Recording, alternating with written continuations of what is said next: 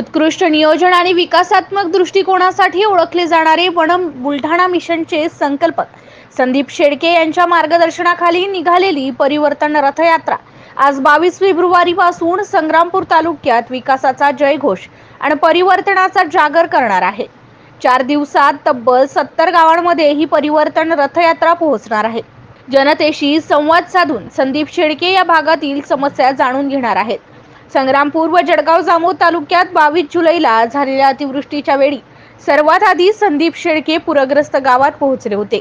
त्यांनी पूरग्रस्तांना जीवनावश्यक वस्तूंची मदत व इतर साहित्य वाटप केले होते। वन बुलढाणा मिशनच्या माध्यमातून जिल्ह्यातील प्रत्येक गावात पोहोचण्याचा संदीप शेळके यांचा निर्धार असून आगामी लोकसभेसाठी त्या निमित्ताने त्यांनी जोरदार तयारी सुरू केली आहे। आज संग्रामपूर येथे आयोजित महिला मेळाव्याला हजाराच्या संख्येने महिलांची उपस्थिती होती। संदीप शेळके यांची वाढती लोकप्रियता पाहता महायुती तसेच महाविकास आघाडीचे लोकसभा दावेदार आज रोजी धडकी भरत आहेत। संदीप शेळके यांनी कमी कालावधीमध्ये लोकसभा मतदारसंघात एक आपली वेगळी छाप टाकल्याने इतर पक्ष आपला उमेदवार देताना आज रोजी संभ्रमात पडले आहे एवढे मात्र निश्चित। MCN न्यूज मराठी करिता रवींद्र शिरस्कार, संग्रामपूर।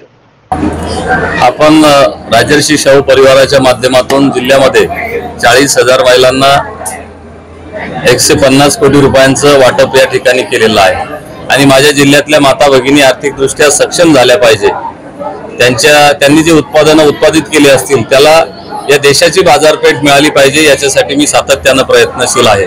त्यामुळे वेगवेगळ्या ठिकाणी जाऊन त्यांच्यासोबत मी सातत्याने संवाद साधत असतो आणि सोबतच बुलढाणा लोकसभेमध्ये जर मला जनतेने संधी दिली, माझ्या माता भगिनींनी संधी दिली तर निश्चितपणे महिलांसाठी जे वेगवेगळे कार्य करण्याचा मी मानस योजलेला आहे त्याच्या संबंधी मी महिलांशी आज संवाद साधण्यासाठी येथे आलो होतो।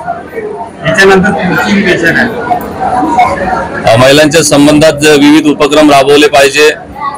युवती आवास योजना आहे, स्पर्धा परीक्षा मार्गदर्शन केंद्र आहे, एक महिलांसाठी हेल्पलाईन आहे आणि आरोग्याच्या संदर्भात गावोगावी डॉक्टरांचं वैद्यकीय पथक गेलं पाहिजे अशा माझ्या महिलांच्या संबंधात संकल्पना आहेत। महिला भजनी मंडळाच्या जिल्हास्तरीय स्पर्धा आहेत आणि वन मिशनचं जर म्हणाल तर आता संग्रामपूर तालुक्याचा दौरा रथयात्रेच्या माध्यमातून मी आजपासून सुरू करतो आहे।